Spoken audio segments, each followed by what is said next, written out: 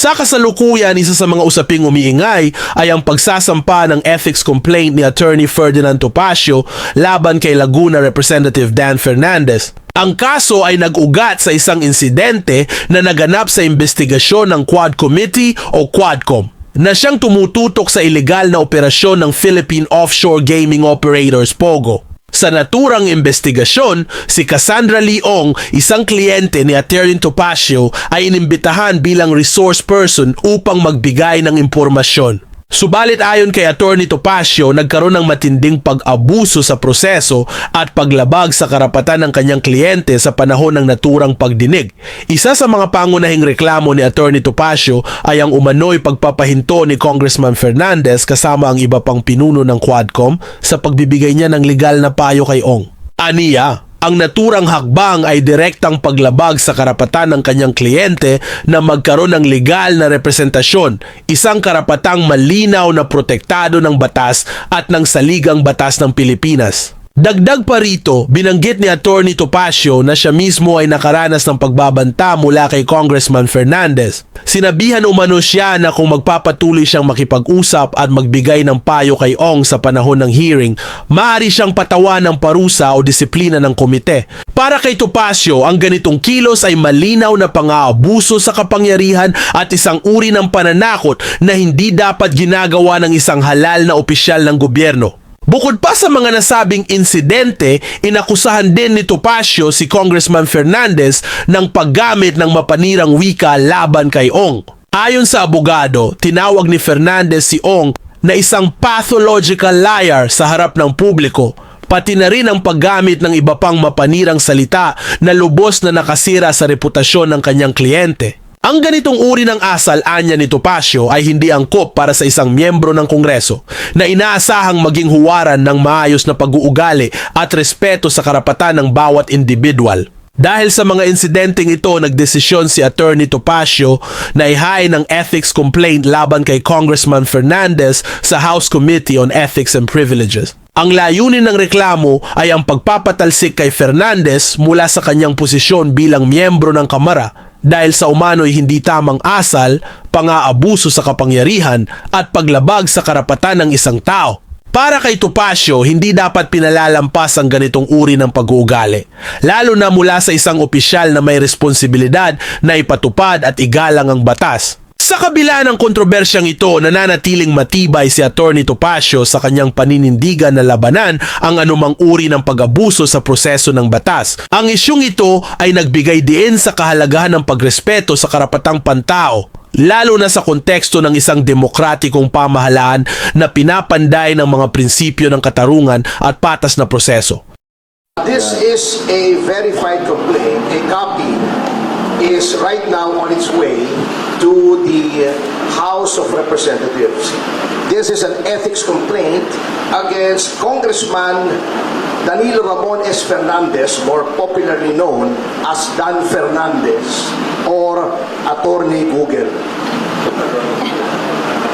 Anyway, this is for certain conduct unbecoming of a member of parliament, unparliamentary conduct, which were committed during the hearings of the Quadcom. I will just give you the general details anyway. I will be leaving this copy for you, and those who wish for soft copies, I will viber to you later immediately a soft copy. If you recall, noon pong nililitis o dinidinig yung tungkol sa mga pogo, kinatawan ko po roon. Nirepresent ko si Miss Catherine Cassandra Leong. At lahat naman po tayo saksi sa ginawang paglabag sa mga karapatan ni Miss Cassie Leong. Specifically, not only the deprivation of the right to counsel, but physically, this was unprecedented in legislative history in this country. Nahaharangin mo yung abogado at hindi mo palalapitin sa kanyang kliyente during a legislative hearing, sapagkat ang karapatan na magkaroon ng abogado upang makipagsangguni ang isang testigo sa legislative hearing ay ginagarantiya ng walang iba kundi ng ating saligang batas. Number 2, pagwawarning sa abogado na huwag bigyan ng payo ang kanyang kliyente. Saang planeta po acceptable ang ganoong behavior? Nasasabihin mo, Attorney Topacio, do not approach your clients, otherwise you will be cited in contempt. How is that even possible?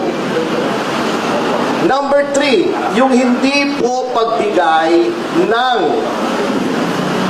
right to remain silent and the right against self-incrimination sa isang testigo. At si Congressman Fernandez, bagamat hindi abogado, hindi ko naman sinasabing kapag hindi ka abogado ay hindi mo na alam ang batas. Ngunit, sinasabi na nga po sa kanila, or dapat, a person who is in the legislature should be charged with knowledge of the law. Because, number 1, they are lawmakers. Paano kang gagawa ng batas kung ikaw ay walang alam sa batas? Pwede naman pong basahin ang mga desisyon. Tama naman, to an extent, si Congressman Fernandez, pwede kang mag-google at mag-google mo yung mga kaso. At kung meron kang hindi naintindihan sa kaso, meron ka namang legal staff siguro. O itanong mo sa kapwa mo, congressman na abogado, ano bang ibig sabihin ito? At pinoint out na nga po sa kanila na sa napakaraming kaso, the right to remain silent and the right against self-incrimination may be invoked not only in criminal proceedings, but in all proceedings, civil, administrative, legislative. At pinakita na nga po sa kanila ang batas. Pinoint out na nga po sa kanila yung batas. Bakit ayaw pa nilang sundin? That is also against the oath that they have taken when they took their oath of office to defend and protect the Constitution and the laws of the Republic of the Philippines and pronouncements of the Supreme Court, according to our civil code, are part of the law of the land. So yan po ang isang violation, ano? Number 2, yun pong the right of a witness to be treated with dignity and with respect. Kapag ikaw ay tinatawag, na violate po yan. Binabastos po nila ang mga witnesses, not only my client, but of course, I have no right to complain on behalf of the other witnesses who are also represented by counsel. Yun po.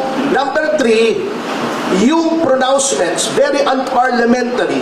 Alam niyo po, in all parliaments in the entire civilized world, meron pong language na tinatawag nila unparliamentary. Diba? Ayaw na ayaw nila si Pangulong Duterte. Sinabi nila, do not use offensive words. Pero bakit sila tatawagin nilang pathological liar, puro kapakyut, puro ganon. Tatakutin mo pa. Misleading the witness, sasabihin pa, tignan mo itong mga napatay, di umano dahil daw ng pogo. Tignan mo yan, we will grant you immunity if you testify against them. That is misleading. The legislature cannot grant immunity. It is only the prosecution in certain cases and the prosecution with the consent of the court in other cases that may grant immunity by way of making a witness a state witness. It is not for the legislature to grant immunity. They can only grant transactional immunity, which I can explain later on, but they cannot grant complete immunity. So, pagsama-samahin yan, ayaw nilang makausap sa abogado. Bago tatakutin nila para magsalita against her right to self-incrimination and against the right to remain silent. Pagkatapos, igagrant mo na, papangakuan mo ng immunity na wala ka namang kapangyarihang ibigay. All of these are parliamentary conduct. And nakalagay po, may rules of conduct, hindi lamang ang miyembro ng mababang kapulungan, kundi ang mga public officials on how they conduct themselves. And it is my respectful contention that Congressman Fernandez has violated these norms of conduct. Ngayon, bakit sa Ethics Committee? Kasi may nakalagay po sa ating konstitusyon na yung mga ginagawa po ng isang miyembro ng lehislatura, they can only be made liable therefore in no other place than the legislature. That's why may committee on ethics. They are supposed to police themselves. Now huli na po, bago tayo pumunta rito, and I feel this is also of equal importance in this case. Sasabihin nila, walang mangyayari dyan sa complaint po kasi sila din yan eh. Si Congressman Espares ang head ng Committee on Ethics. Pagtatakpan lang nila yung sarili nila. Well, unang-una, I would like to give our lawmakers, at least the majority, the benefit of the doubt. Although I doubt the benefit. Ngunit, by doing this, I want to prove two things. Number one should not sit idly by while the rights of persons are being trampled upon by the legislature. Dapat may magreklamo dito.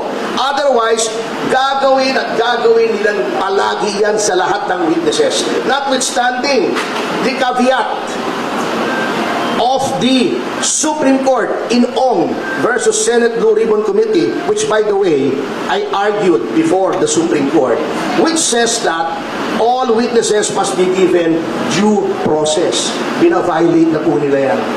Number two, by filing this, I want to hold a mirror up to our honorable congressmen. Tignan nga po natin, tignan nyo ang sarili nyo kung anong ginawa nyo sa mababang kapulungan, which is supposed to be an august body, which is supposed to be populated by honorable men and women, kaya nga honorable ang tawag sa inyo eh. Are you really honorable?